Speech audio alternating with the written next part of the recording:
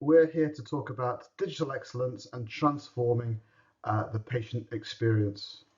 So the reason we're doing this is we did this presentation at the AccuRx conference. The first ever AccuRx User Conference. Which was actually quite nice. Really good, yeah. Definitely recommend it. Yeah, lots of energy in the room. And loads of groundbreaking ideas that we're going to go home and implement. Yeah. So yeah, next one, you need to be there. Yes. So we didn't record it there, so we're recording it now. So we're just going to go through our slides and talk about some of the issues that we discussed.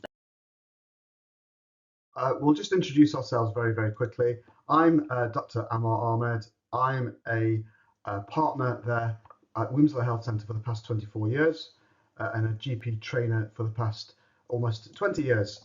I'm a health tech consultant, so I help tech companies implement their latest cutting edge technology into primary care. And I'm also a very amateur drone pilot. And that drone is still in that tree. I'm Dr. Fari Ahmed, so also GP partner, and I also do GP training. I am our care community lead, do some GP appraisal, and I also do some media GP work. And the question everybody's asking, and the answer to that is, yes, we are married and we're partners in the same practice. But that's a whole other series of webinars. So we'll just go through a brief overview of Wilmslow Health Centre. We're the fastest growing list size in Cheshire, now with 16,000 registered patients. We've got excellent feedback on various platforms, including NHS Choices, Friends and Family Test, Google, and lots more. And we've got a really diverse set of patients, from some being very affluent to some of patches of the lowest deprivation in the UK, I'm told. And we've got a significant proportion of our staff are frail, elderly, living alone. And we cover from farms into the towns.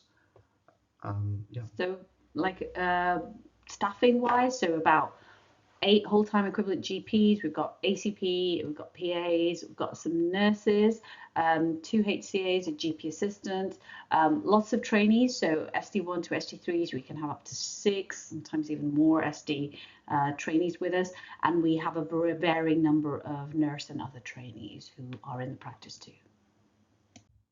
So this next slide, we're calling the fruits of our digital transformation journey. So we've had over 75,000 appointments delivered in 2023. 84% of these were face-to-face. If you compare what we were like before total triage and after, you can see there's been a considerable rise in the number of appointments delivered. This has also coincided with our increased ratings. What we're finding is that this 10,000 extra appointments have helped us manage demand and also prioritize those with the greatest clinical need. We have found there have been benefits to our patients and to our clinicians, and that's what we're going to talk to you about. So a few words on the Wilmslow Triage System. So other people at the conference were talking about implementation of total triage.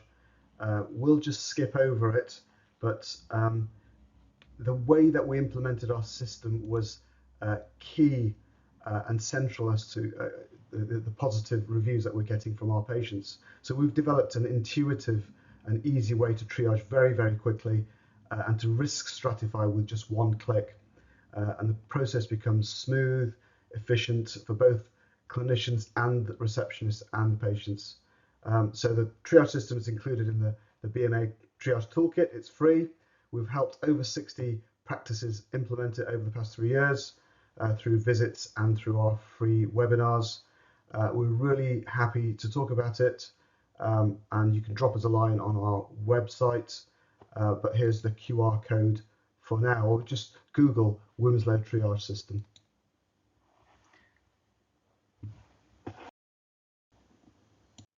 So the Wilmslow Triage System, we've talked about. So we were one of the first practices to implement patient triage with AccuRx. So we were one of the pilot sites. Yeah, and while we're not going to talk about that in detail today, we do plan to do further webinars about that. So just to give you a brief overview, we used it to rag rate the requests that have come in, And we've set up the system so you nudge both the clinicians and the patients to pick safe, effective ways to manage their requests. You have to gamify the system so that you're making sure the triager is optimizing use of it. We've talked about it being included in the BMA toolkit, but what's really helpful to see actually is there's lots of practices who are now adopting it, which is great. Like we said, we're happy to talk about it more, and we do have more some webinars to come on that. Absolutely. Yeah. So we're going to talk about how we do our system, and we're talking about it from the patient's point of view. So we've picked a couple of case studies and we'll walk you through them. So I have Suella. She's a first-time mom. Baby's been unwell most of the weekend. It's Monday morning and she wants to get hold of a doctor to get some advice. So before, she would call 111. And did you know, I was reading, I don't know if it's true or not, but I think it's true, in certain areas, about 10% of calls to 111 result in an ambulance dispatch, which is shocking. It is shocking. If they only gave that money that they were giving to 111 to GP surgeries and let us make those clinical decisions, would transform the NHS. Okay. Simple. Yes. Way beyond our remit of this Okay, webinar, yep. though, my dear. So let's get back to it. So the other option would be she'd call the surgery at 8 o'clock and be on the phone, hoping to get an ambulance, hoping to get seen, or she would call an ambulance or go to A&E so her baby could be attended to. And now, since we've implemented the patient triage, she uses our website. So 8 o'clock, the form opens and she submits her request in. The triaging clinician sorts out a few questions and then arranges for her to be seen. So she's seen and treated within 2 hours. 2 hours, yeah, absolutely. So good result for her. And this is the feedback that one such patient left for us. So it's really positive, and it just shows that it's working for patients and clinicians. Yeah, and at a time where everybody's got complaints and they're unhappy with the NHS, I think it's really helpful to have some positive feedback, to recognise the work and the effort that's gone into looking after them. It helps staff morale. Absolutely, and helps patients. This was a really worried mum, and she got the care that she needed really, really quickly, saved hours of angst. So let's go for another example. This is Jeremy. He's a smoker in his 50s, and he's developed a swollen leg overnight. So before we implemented total triage, his options were limited to calling 111, maybe ending up in an ambulance, or calling the surgery at 8 a.m., queuing up for the phone to be answered, only to speak to the receptionist to be told there are no appointments and to call again the next day and the next day. And of course, the option to go to A&E was also there for him as well. So after we implemented patient triage, he submits his online triage request form. The triaging clinician recognises that this could be a potential life-threatening situation, so arranges for him to be seen, started on treatment at DOAC. We have a local DVT pathway, so we arrange for him to be scanned and seen at the hospital. So this is the feedback that such a patient has left in the past. So very easy for the patient to submit an online request, very quick for it to be processed by the triaging team. And when the system works, this is how good it can be. The patient got assessed and treated and started on the pathway, receiving life-saving treatment on the same morning. So we're talking about another patient journey now. So we called him Boris. He's 62 years old, Daily Mail reader. Other newspapers are also available. He's read an article this morning about prostate cancer. He's worried and he wants a PSA test. Now, normally, somebody like him has a few options. So he could call 111. Hopefully no ambulance would be ordered this time. Or we could call the surgery and wait. We were finding that sometimes people with their valid concerns were bullying and harassing our receptionists into using up emergency appointments inappropriately. So sometimes our sharper elbowed patients were getting emergency appointments which were not clinically appropriate. And of course the other option would be to go to A&E. Now, since we implemented Total Triage, we've got a fuss-free online form that Boris submitted during his lunch break, and it was triaged that afternoon by the triaging GP. The GP assessed his form and sent him a list of pros and cons for the patient to read so that he could come to an informed decision as to whether or not he really wanted to have the PSA test. So Boris, after reading the information we sent him, opted to have the test, and the triaging GP sent Boris a booking link for the blood test and a booking link for a routine appointment with a GP. So all of that done without having to call the patient, all of that done without Boris having to upset any of our receptionists, all fuss-free, very efficient and appropriate. Yes, streamlines our workflow as well. So this is the feedback we had from one such patient. Really happy with, they were heard, they were listened to, and appropriate follow-up was arranged without necessarily using up our emergency appointments. They're happy, our staff are happy. Win-win.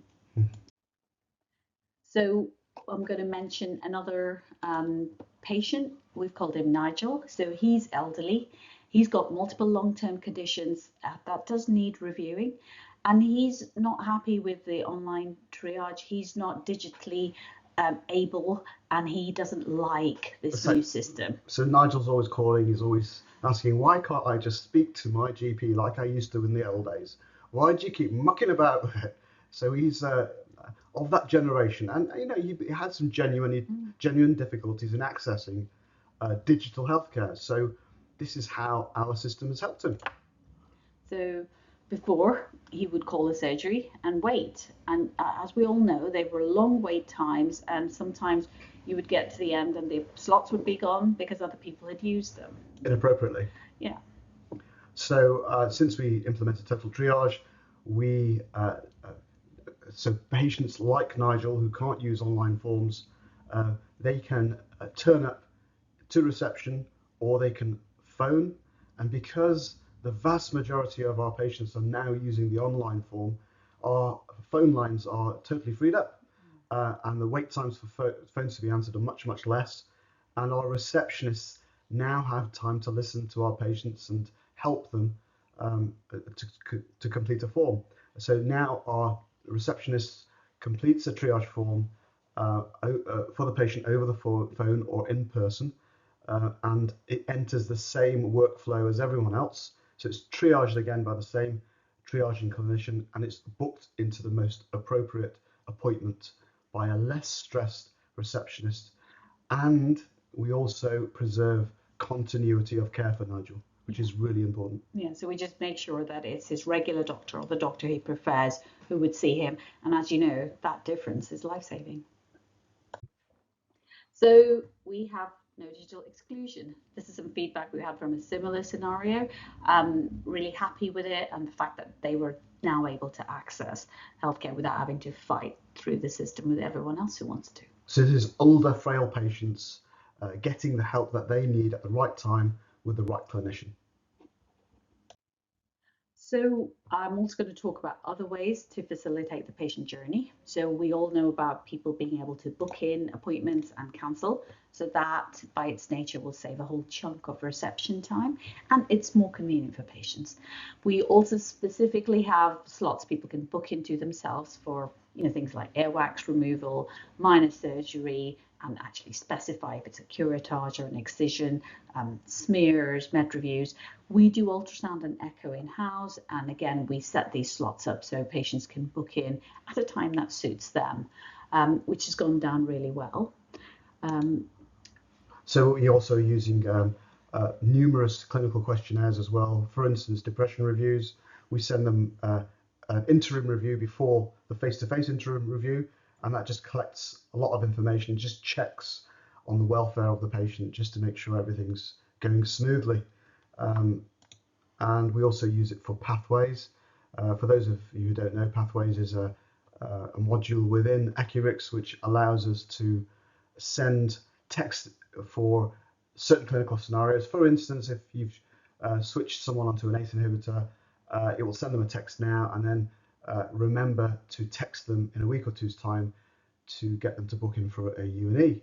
Similarly, when you've changed someone's thyroxine dose, it prompts them to book in for a thyroid function test. So we also use it for ultrasound and echo pre-scanned information. So, have a full bladder or, other don't eat, that all need to be fulfilled. So, we're not wasting appointments. Also really helpful is we gather information before the consultation. So certainly things like menopause and HRT, where you have very limited time to gather a lot of information as well as share a lot of information. So the triaging doctor, while arranging the appointment, also asks the patient to fill out a form. So it reduces your information gathering time, your much more concise, useful information. And our nurses use it for our travel clinic, and they really like it because it's, again, condensed, accurate information. And so they can process and get on with the things they need to do. Again, from a medical legal point of view, it's really useful to get the consent forms all done and dusted before the patient actually attends. And then all they have to do is sign it, and you've made sure that they've read it properly beforehand, so you come to an informed consent properly. So we use it a lot for patient information and safety netting after consultations. So that is very useful these days. We've got some AI these days that is suggesting patient instructions following our consultation. So we just text that to the patient, and also very, very useful for young mothers and first-time mums. We can send them all sorts of advice regarding sick children and what to watch out for. Yeah. And it's on their phone, so they can, if they forgot it during the consultation. We do share a lot of information in consultations that they can access it later. It's really helpful for our fit notes. We don't now have booked appointments for fit notes. Most of fit note requests are dealt with through an exchange of text or by the clinician is triaging. And if appropriate treatment is needed, then they will get booked in.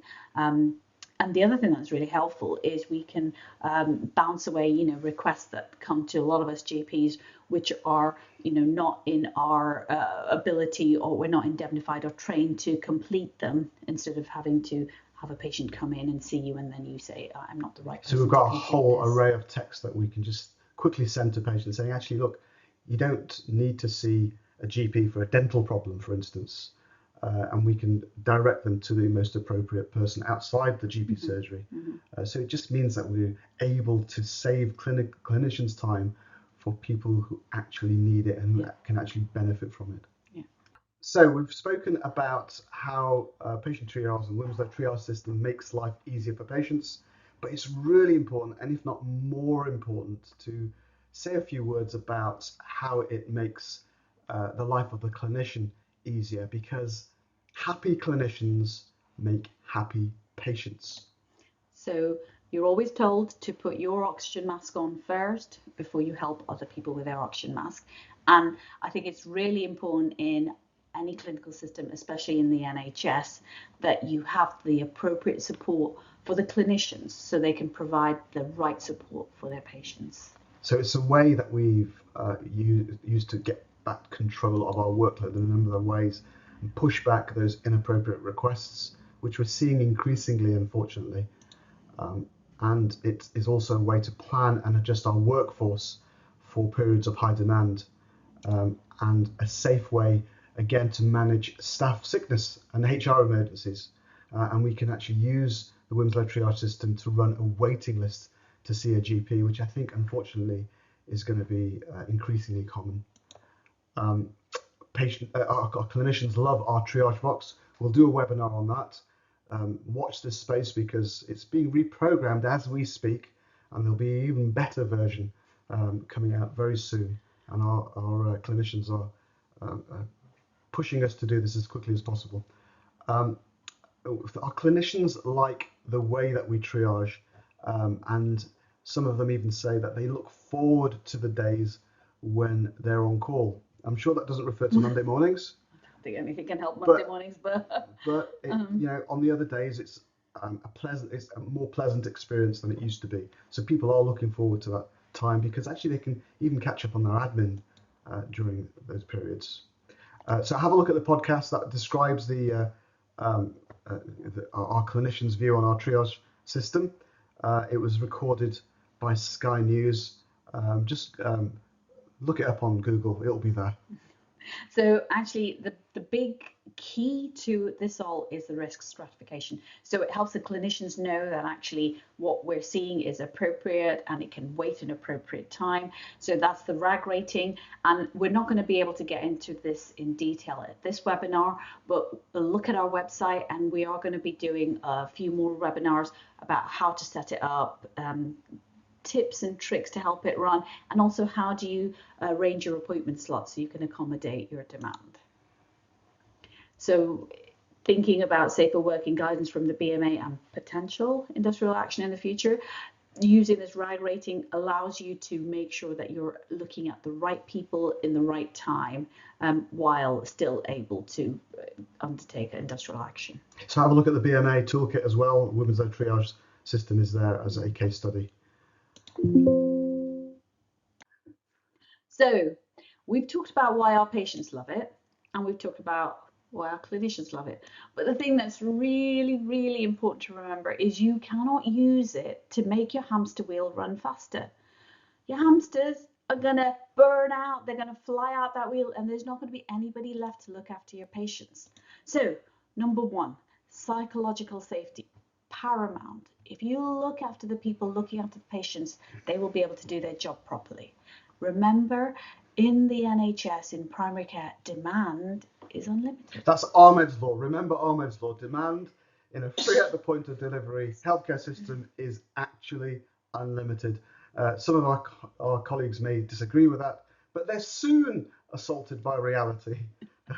So the moment we as a profession accept that demand is unlimited in the NHS, then we can actually make adjustments for it and make life easier for the patients and for the clinicians. Yeah. So what's really important is the ability to switch off the system when you're overwhelmed and to limit the number of contacts that you have. So there's different practices that work this in different ways. This will vary from practice to practice and time to time. Certainly how we run in the winter. For God's sake, don't leave it on overnight. Yeah. Don't leave it on over weekends on bank holidays. I know some well-meaning practices have done just that, and they've broken their damn system in doing so. So we are going to talk about this and other tips to make sure when you switch to total triage, ways that you can do it safely and you're not going to open unmet demand, which you'll then have to deal with. So that will be the subject of another webinar. So other reasons why our clinicians love the Wilmslow Health Centre triage system is the teamwork. So we run our triage system from what we call one room, which we call the doctor's mess. So we usually have the GP, we have the on-call receptionist, care navigator. We have and we usually have someone from admin. We also sometimes. Are you forgetting something?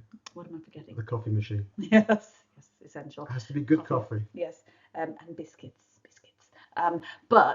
So we're all sitting in a room and dealing with the requests as they come in. So lots of benefits from this, where decisions are made quickly and people know a little bit about the patient, so you can place it in context. And really, really important is sometimes working as a GP, you can feel like you're on your little room, running away on your hamster wheel, and you're on your own. You're isolated.